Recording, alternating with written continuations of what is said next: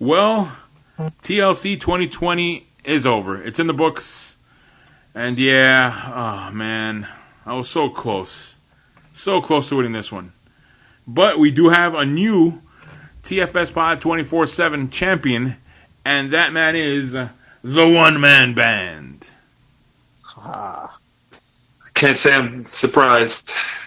His picks for TLC, they killed it.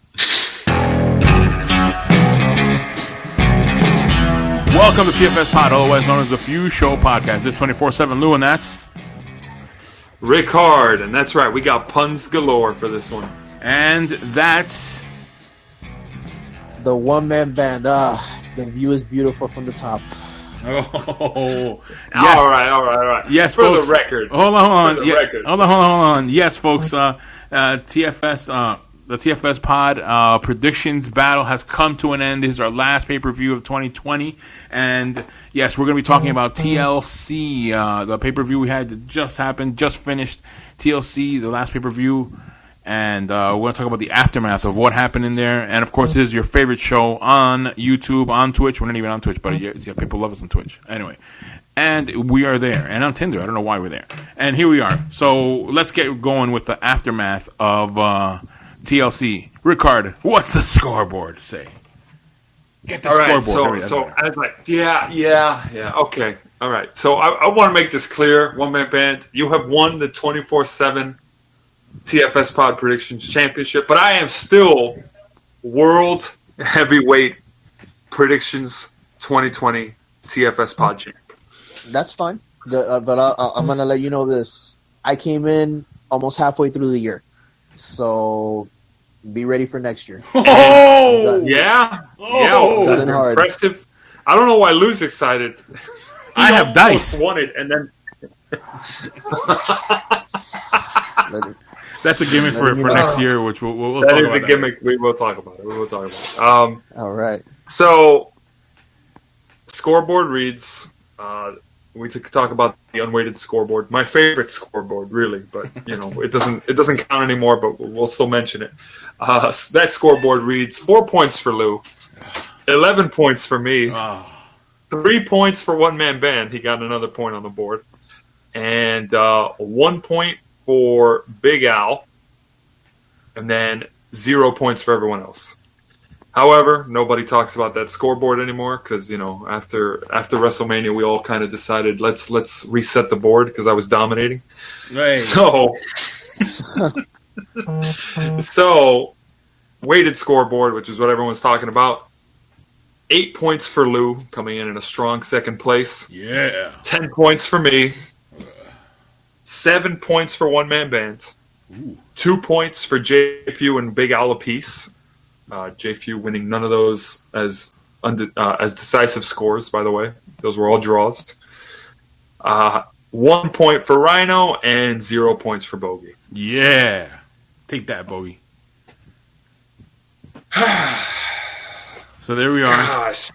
TLC. And for tonight, what was the score for tonight? So score for tonight was one man band, 5 points. Yeah. Lou got 4 right. And then me, Big Al, and JFU got 3 points apiece. I guess you guys copied each other. All right. No, we didn't. No, we didn't. But let's go quickly with the matches. Okay, let's go with the first match. First match we had. Well, this match was a kickoff show match. There was no prediction for it, but there was a match. It was what was it? 8-man tag? No, 6-man tag. Correct? It was no, it was 8-man. 8-man. I'm sorry about that. It was 8-man. Yeah. It was Daniel Bryan, Big E, Chad Gable, and Otis on one side, with King Corbin, Cesaro, Shinsuke, and Sami Zayn on the other end. And the winners of that was going to be the team of Big E, Daniel Bryan, and Chad Gable and Otis. They won that one. So that was a kickoff show. Oh, what a surprise. The faces win on the kickoff show. We didn't make predictions about it. It was... Yeah, we didn't do it. Okay, so now... There weren't enough stakes on the match. So then we had the show start, with a very big match there, which kind of was a surprise. I mean, I didn't know they were going to start off the show with that, but yes, we had AJ Styles versus Drew McIntyre in a tables, ladders, and chair match with the championship hanging above the ring, which is how all the matches are. So we had that match, and that was really good. That was a very exciting. What do you guys think about it? Before we get to the other half of it. Well, I'm very surprised they opened with that match, and having forgotten what was in the rest of the card, I immediately thought to myself, well, if McIntyre versus AJ Styles is opening, then that would mean, naturally, the Universal title match is going to close, which I thought to myself, well, that seems pretty predictable. Reigns versus Owens to be the finisher. And then we got what happened in the opener, and I was like, how are you going to top this? So yeah, because that was crazy. So what you were going to mention there is what happened was that we had The Miz and Morrison come out, and The Miz cashed in his Money in the Bank contract, and it became a triple threat match, which got even much better, the match. I like that. None of us called it. We had a chance to make a call for that, but we didn't think that would happen. And yeah, I mean, I personally feel that I know that, I don't know, but that's the whole storyline with Miz cashing in is already gone, and I kind of like that element to keep on going for the rest of the year, or at some point, you know, as a finisher for or if ending of a main event. He should have kept the briefcase. Yeah, should have kept that's what 100%. I felt. So I don't know. What do you guys think about that? One Man, what do you think? Well, it's just I just had the feeling that Drew was gonna go over, because just the way that they've booked him this year, it just didn't seem like they were gonna pull that trigger. Although, you know, let's address the elephant in the room. I know we did not expect this one. We did not expect The Miz to cash in and turn it into a triple threat match. We had been predicting a cash in for the entirety of pay-per-views since he won the briefcase on Raw. But I didn't think I swear I didn't think that this was going to happen. I mean, this was the last thing that was going to happen, and it happened. And you know, then not only that, he lost. Ironically, we all didn't predict him to cash in, and it still didn't change the result, and the consensus was still right. Yeah, everybody picked Drew McIntyre to win, and he still won. Cash in and all. You know, I'm not gonna lie to you. I'm a little disappointed that you know, The Miz had the briefcase and, you know, didn't win the belt for so long, and getting it from Otis on top of that, like the potential for Otis cashing in opportunity. It was a wasted Money in the Bank year. I honestly, we didn't have a women's cash in. It was just your champion now. That's right. Which was a sweet moment. It was a sweet moment, but no. Yeah. And The Miz cashing in really just felt like a way to protect AJ Styles. Because the story now is, AJ Styles lost, but it wasn't a one-on-one match, technically, anymore. And now sets up a rematch. And now basically that means that The Miz is not going to be in the main event photo, at least from what it looks like. But then again, crazier things have happened, as we just saw today. So who knows? I mean, you know, but it does sound like it's going to be The Miz and Morrison. You know, it seems like they're going to be feuding against each other now. So. Yep. We'll see. I can't say anything on that one. So in that prediction, we all predicted it was going to be McIntyre, and McIntyre did win. So the scoreboard was 1 point apiece. 1 point apiece for everyone. Yeah. The piece was good. Everything was good. Everything was nice. Yeah, I even mentioned this. Both of the consensus matches went on first during the show. Yeah. Oh yeah. We all made consensuses on two matches. Which leads us to the second match.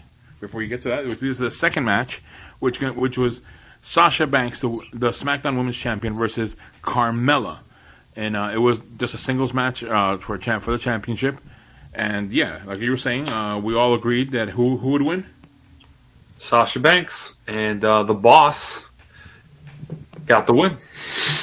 Now, you know one thing that was interesting about that one? It was a roller coaster because, like, you know how they were pinning them so many times, how they try to pin each other, and they did their submission moves on each other. Yeah, I hear one pin in particular got a stamp of approval by you, Lou. Oh yes. But yeah, there were points where I was watching and I thought to myself, man, like Carmelo looks really close to winning it right now. But you know, it doesn't get more decisive than, you know. Well, I guess it could, considering what happened in the main event, but it doesn't get more decisive than tapping out. I want to say submission victory. Yeah, I don't think they're going to continue this. And then the scoreboard read it by that point. 2 points. Everyone gets 2 points. You know, it would have been nice if the scoreboard would have kept doing this the whole night. Everybody just keeps getting points. You know, we're all you know, prancing in a field of daisies. But then something had to happen. Oh. Yeah. Match number 3. It was the New Day, the tag team champions, the Raw tag team champions, versus the Hurt Business, Cedric Alexander and Shelton Benjamin, with MVP in their corner. I got to give my props to Shelton Benjamin. He stuck it to me. I was taking shots all of last show, and yeah, they won. Your bold pick paid off, Lou. Yes, yeah, and I went with a bold pick. Yes, and what was the scoreboard by then, Ric-Hard? Scoreboard by then was 3 points for Lou, 2 points for everyone else. Yes. Huh. It didn't last long though. Oh. All right, and then by then we had the next match number 4 of the night, which was the women's tag team champions Shayna Baszler and Nia Jax versus Asuka and TBD. TBD. Ooh. Now, if we go back to our predictions episode, which is the last one, which I know you listened to, we did talk about who do we think it was going to be. I mentioned at some point, I said Charlotte Flair, but then I said, it's going to be Lana. It wasn't Lana. You guys mentioned... It wasn't Lana. We mentioned Kairi Sane. Kairi Sane. Both of you mentioned that? It wasn't Kairi Sane. Who was it? It was Charlotte Flair. Charlotte Flair. Now, in this one, what was the predictions that we all made? Well, we all walked into it thinking it was still going to keep the table match stipulation. And I was very surprised when they took it off. I was like, okay. I never saw it as a table match, as a table match. Was it? Yeah, it was hyped up as a tables match. Oh, maybe it was when Lana was there, but I guess because when Lana was in it, yeah. Maybe that's what happened. And they slowly shoved that idea to the side. So what were the predictions in that one?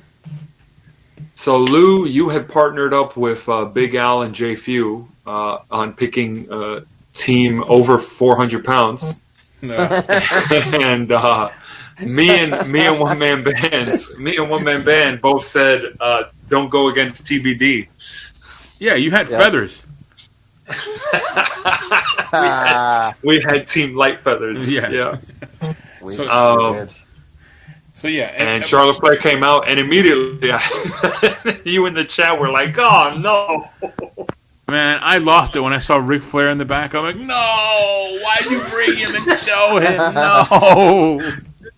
Yeah, we were watching that, and I said, "There's no way she's gonna come back on her first match since returning with her dad in the background watching it on TV and lose." I was chatting. I was in the chat. I was putting it, and here my neighbor must have heard me too. All my neighbors around me can attest to that. I was yelling, DQ, please. Fight Asuka, please. Turn on her fight. I was hoping for something like that, but no. What happened, Ric-Hard? No. Charlotte Flair is now a Grand Slam champion. Because Asuka and Charlotte Flair are both the new Women's Tag Team Champions. Yep. After getting the pin on Shayna. Shayna took the pin. Which is surprising because, Now, aside from the picks, I like this match. I was telling One Man Band before we started. I like this match. This match was, man, if I would have known it would have been them two versus, if I would like the matchup would have known it been Charlotte Flair, I would have not picked Nia Jackson. But I did like the way this match was flowing. I don't want to take shots here, but it's nice to see Charlotte Flair back from Botox. I mean, injury. Now, woman, seriously, she needs to. I'm saying this out of come on, let's take it easy now. You're fine. You don't need to do this. Now, woman band. Because you can go overboard with that, and I'm just like, don't do it. I want to ask you, woman band. What do you think is going to happen with this? With now Charlotte Flair in the picture? I think at least from what I'm seeing here, it looks like it's going to be a repeat. What I think is going to happen, obviously, that they're the champs now. I don't see them being champs for too long, because I could probably see like a dissension of sorts happen by the Royal Rumble, and it's going to be probably a WrestleMania 34 rematch. I think that's looks like what's going to be on the cards. It's going to be Asuka versus Charlotte, and if I were WWE, but then again, I'm not, I would have Asuka go over so that she could avenge her loss at the WrestleMania 34, which essentially broke her undefeated streak. So she should not have lost that match. She shouldn't have. I'm gonna say something else, and this is gonna blow everyone's mind, but I think this might be where they're going with your 2021 Royal Rumble winner for the women's match. Lana. What? I know. It's crazy, isn't it? Hold on. I fell off my chair. Let me get back up here again. She went from not being in the match last year to winning it this year. That coming year, we'll see. 2 years ago, not being in the match. 2 years ago, it was 2 years ago. But still, I'm sorry. But still, yes. I'm sorry, Ric-Hard. I want to say it. Not as long as Miro is still on AEW, Lana is gonna get anything near that. We'll see. I don't know what it is. They keep delaying it. They keep pushing it to the side because she can't wrestle. Yeah, they're biding their time. All right, Eva Marie. Hey, it's in my vision right now. It's in my vision. I went bold this time around, and it didn't pay off. But we'll see. You'll see. Yeah, 2021, baby. I'm gonna hit the ground running. So now we have new tag team champs, Charlotte and Asuka, which brings us back up to the next bold pick we had going on for tonight. I just realized that the only titles to switch at this show were both tag titles. Yeah, that's true. Which now brings us up to our next bold. Hold on. Let me do a voice for this one. Let me do a voice for bold pick. A bold Doritos. Pick. Bold. Anyway, the match was Roman Reigns versus Kevin Owens, and what do you guys think about this match?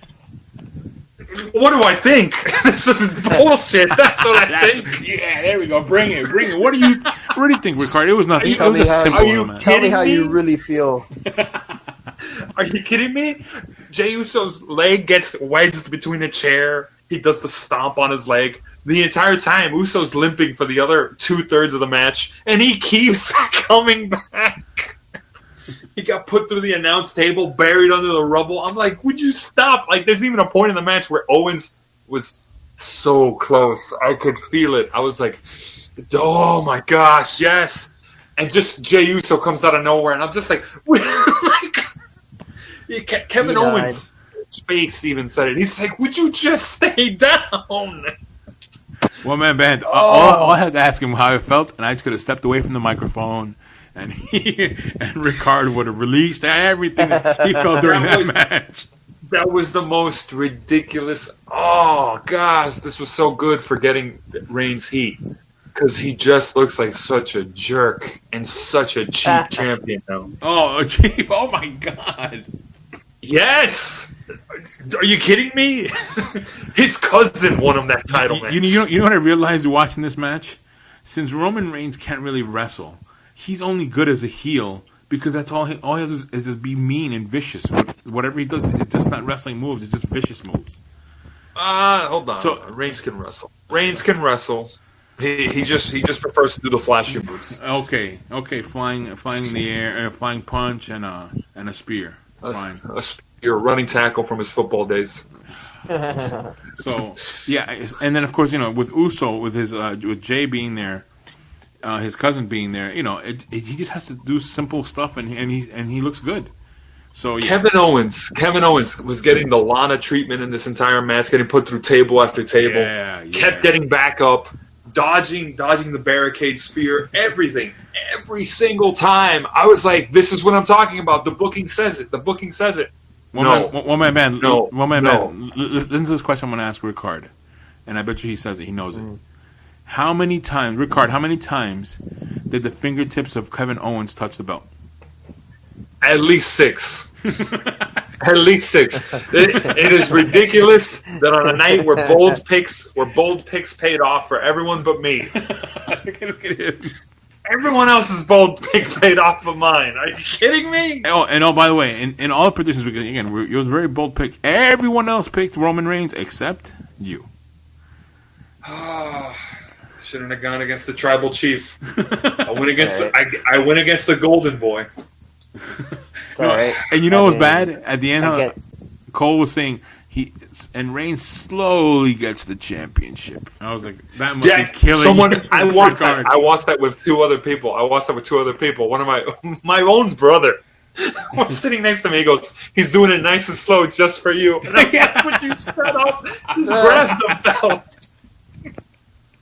Oh, and then someone else, and then the other person I was watching it with chimed in. They're like, "Yeah, Reigns beats Undertaker at WrestleMania, but he's gonna lose to Kevin Owens at TLC." Come on. Oh, that was a good point.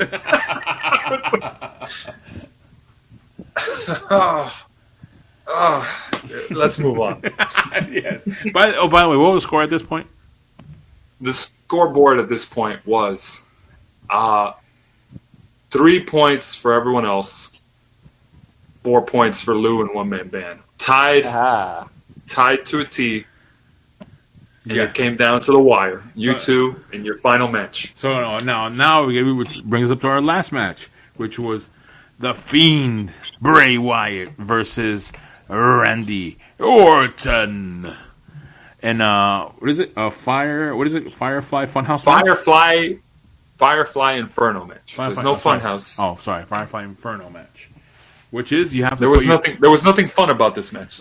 I don't think so. Anyway, now you had your turn. I'm gonna get my turn in a second here. So yes, the whole goal of the match was to light your opponent on fire. That was it.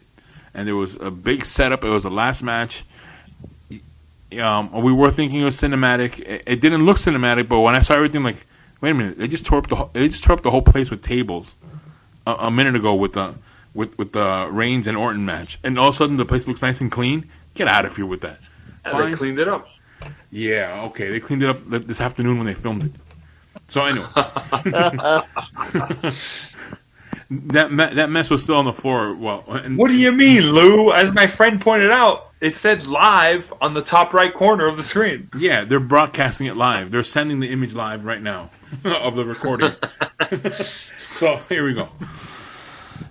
This match. It was one thing we do have to point. I want to point out that One Man Band. What was it you said about the attire of Randy Orton? Hold on, we can't hear you. Get close to the mic. I said, do you hear me? Yeah.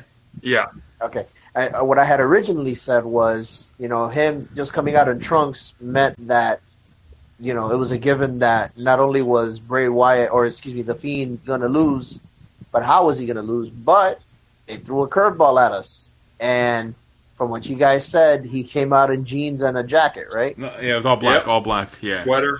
Sweater and everything. Legend killer. So that means, they were kind of throwing a curveball at us, like, okay, maybe even playing field, yes. Yeah, I remember writing into the chat. I'm just like, Orton comes out with a sweater and jeans. Come on, man, that's a dead giveaway. GG, congrats, Lou. No, you wrote congrats Drew, not me. Yeah, you're right. I wrote congrats Drew, and I'm like, because wait. I foresaw the future. And I'm like, why are you congratulating him? He's wearing clothing. He's going to lose. The ending of this match. Now, get ready for me. Yeah. So, Lou, what were your thoughts on the Firefly Inferno match? It was a piece of... Anyway. My thoughts were... Okay, so they're fighting around the ring, and they have a whip. He whipped him. He had a whip, and he hit him, and then he lit the whip on fire, and he hit him with that too. Or he got out of the way. They set up the rocking chair. They lit it on fire. Before that, Randy Orton was sitting there, and then a flame of fire was going up to the chair. He got out of the chair. Fine. I'm like, okay, he's wearing clothing, Randy Orton, which that means he could get burned. He could be wearing protective gear. But I missed the most obvious thing. The man wearing a mask and gloves, who had more clothing, was the one that was going to lose. So, bringing us to the last part of the match, where that cinematic aspect of it, to me, if we were to rate the cinematic aspect of this match compared to other ones throughout the year that we've seen, it was really bad. It was almost as bad as the one that we saw of EC3, and I forget who the other guy was in Impact. But that's another story. It's worse than the Eye for an Eye match? Oh, God. The little... Oh, no. It was around there. So the way Randy Orton won was he was pushing the Fiend into the fire. A camera shot cuts, and we see the Fiend on fire. We didn't see him get lit up. His back was on fire, and in the front of his pants, it was on fire. So, okay, that means he lost. But how did he get the fire? He wasn't even put through something with fire or lit on fire. He was just on fire. Then he walks into the ring. He was pushed against a wall of fire behind him. It's a bar of fire, of a wall of fire going across, not up or down. How to get to the lower portion of his body? That's one thing. You can't predict fire, Lou. Come on. It was set up. That's hardly the worst part of the editing. But it was bad. Okay, thank you. You agreed it was bad. Thank you. I didn't agree it was bad. Then the Fiend gets in the ring, lays down like he's on fire. Right? No, he got RKO'd. Oh, I'm sorry. Yes, I'm sorry. Yeah, he was on fire, and he was still coming at Orton, which is supposed to be like, oh man, like what could stop him? Yes, I'm sorry. I apologize. I forgot about that part. Okay, but he was when Randy turned around, the flames were gone. He was not on fire anymore. Yeah, because when he got hit with the RKO, he rolled onto his back. Stop, drop, and roll. No. He was on fire all over. He was on fire all over. That did not happen. He didn't roll. He didn't do anything. I keep trying to protect this match. Then, fine. We didn't hear the bell ring, which I still don't think the match is over, by the way. No, Wikipedia disagrees with you, Lou. We've already looked it up. Wait, was it after you donated money to Wikipedia or before you donated money to Wikipedia? Anyway. It was after I edited the post. Oh, I went in yourself and changed it. God. So then Randy Orton, as the Fiend is laying down there, he throws gasoline on him and he lights him up. He lights him up, and the Fiend is on fire in the center of the ring. Now, here's the thing that got me. When he was laying down, when we knew that the Bray Wyatt was in there, you could see the fingers. When it wasn't, the glove had no fingers. It was all like crumbled up. I'm like, oh, come on. Freaking doll. We could tell. Sorry, kids that are out there, 10 and 11 and 12-year-old kids. Hey, he wasn't a real person in there. But yes. I just think it looked really bad. Why are you apologizing? You just, if anything, you're clearing up their nightmares. Oh. As far as they knew before you said this, they were like, oh my gosh, the Randy Orton just legit murdered somebody on screen. Which brings us up to... Or at worst, if Kane's any suggestion, severely disfigured him. Which brings us up to the winner of the night. Who was it, Ric-Hard?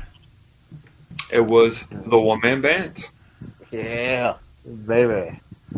Yep. All right. So you end the year being the TFS Pod 24/7 champion for a Predictions champion. Predictions champion.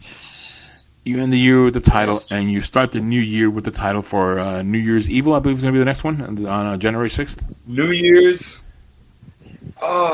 Evil. Yes. The NXT event. And I know, and also later on we're going to have what is the other one we're going to have? Royal Rumble. Yep, Royal Rumble. Yep. So that should be a good one. This will be a good one. So it's always a good one. So yes, and of course we also want to congratulate who's the champion also for the overall again. That would be me. Thank you. I want to thank everyone for their support. I have my Ric-Hard award right next to me.